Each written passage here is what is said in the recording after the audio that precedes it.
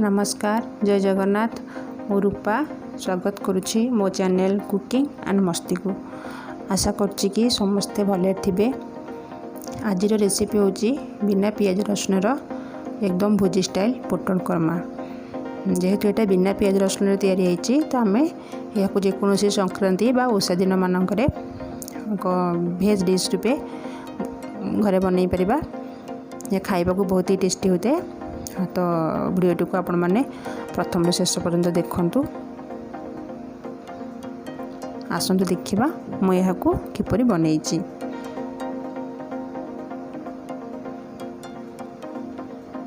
एठी पोटल कोरमा बनैबा पई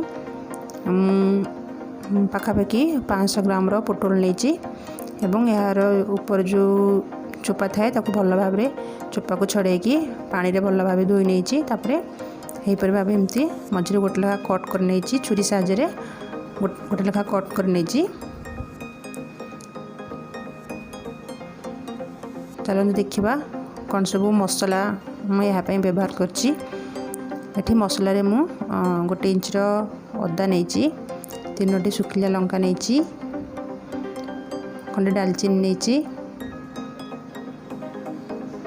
गोटे बड़ चामच जीरा नहीं, 5 ରୁ 6टी मरीच नहीं एवं 2टी लवंग नहीं।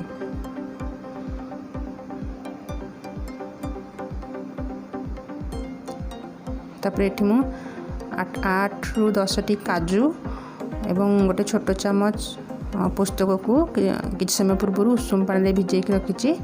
पुस्तक जगह 4 मगज नहीं पारे एवं फाले नड़िया को यहीपर भाव कोरेक रखी। गोटे छोट टमाटो को यहीपर भाव काटिक रखी।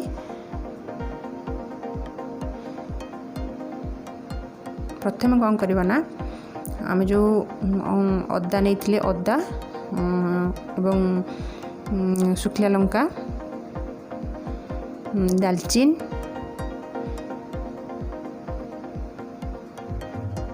लवंग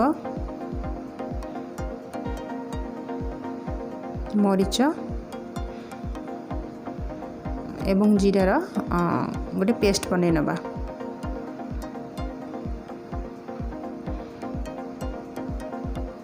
बर्तमान यार पेस्ट आमर रेडी हो जाए। देखिए पेस्ट रेडी हो जाए। तापर से ग्राइंडिंग जार रे मु कौन करना जो टमाटो काटिक रखी छोट टमाटो गोटे तो से टमाटर गोटे पेस्ट बन नेबी। बर्तमान टमाटर पेस्ट रेडी हो जाए।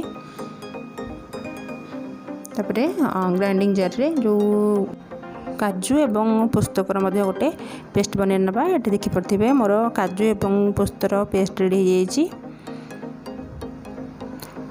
तापर से ग्राइंडिंग जार रे जो फाले नड़ियार कोरा नहीं थी से नड़िया को मु पेस्ट ग्राइंडिंग करके तार रस बाहर करनेबी। यह मुझे कौन करी ना फास्ट अल्प टिके पानी देके ग्राइंडिंग करदेवी।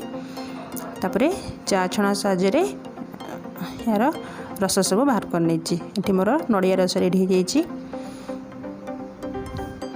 तापर जो धोईकी रखि पोटल रे कौन करना किसी लुण देकी भल भाव पोटल लुण को पोटल रे भल भाव मिक्स करनेबी। यहीपर भाव हाथ में भल भाव मिक्स करनेबी। तापर ये कौन करना मोर कड़ई बसई कड़ई रे तेल गरम हो जाए।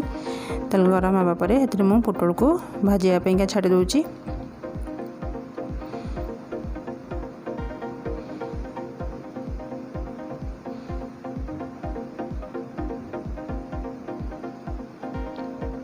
ये सब पोटल को मैं यहीपर भाव भाजी नेबी। आम पोटल को जो भाजवा मीडियम फ्लेम रे ही भाजवा, मीडियम टू हाई फ्लेम रे ही भाजवा।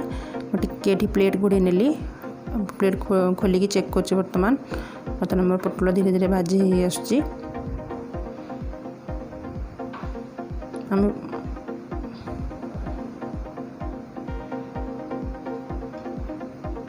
पोटल मोर भाजी आसला। पोटल भाजा समय कौन करना यहीपर भाव लुहा खड़िका साहाय्य एमती प्रेस कर भाजिले कौन हम ना जो आमर पानी गुड़ा थी रिलीज हो। जिते पोटल भाजा यहीपर भाव एमती प्रेस करदे पानी सब रिलीज हो। पोटलटी बहुत भल भाव भाजी हो। बर्तमान मोर पोटल भाजी हो गलानी। एठी आमे पोटल को 100% भाजबानी 80% ही भाजवा। देखिए पोटलटी मोर यहीपरि भाव भाजी हो जाइए। तापर मुझे जो तेल बलता से तेल रे तेजपत्र पकाउची। तेजपत्र टिके भाजी सारा पर जो अदा जीरा शुखिला लंका रो पेस्ट पकेली। पेस्ट को पकईकि आम कि समय एमती कषि नवा।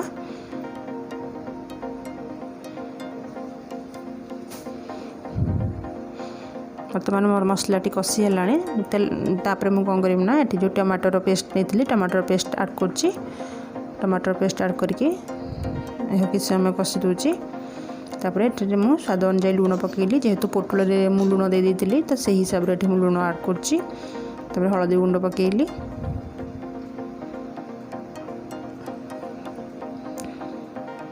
यह देखिए आम भल भाव टे कषि नवा।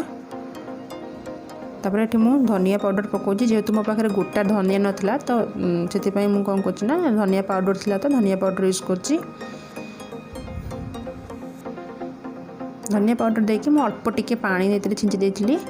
तापर देखिए पारे मोर मसला ऑलरेडी कषि गलानी। तापर मुझे कौन कलना जो काजू एवं पुस्तकर बटा ऐड करची। से मुझे अल्प टिके पानी ऐड करची। पानी ऐड करके या आम भल भाव कषि नवा। देखुए ये आमर मसला ऑलरेडी कषि गलानी।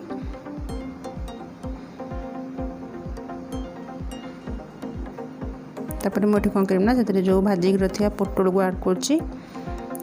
पोटल को ऐड कर सारा पर आम यहाँ मीडियम फ्लेम रे 3 ରୁ 4 मिनट भल भाव कषि नवा। जेपरिक मसला गुड़ाक पोटल भितर भल भाव मिसीज।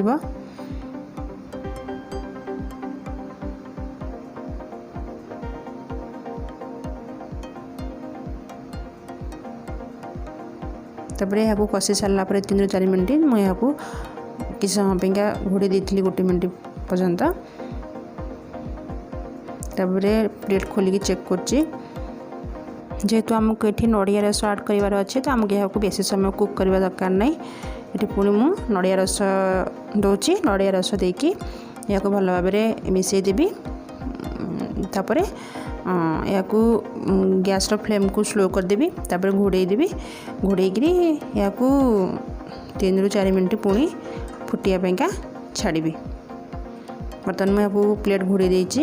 ये मुझे 3-4 मिनट पर प्लेट खोलिकी चेक करची।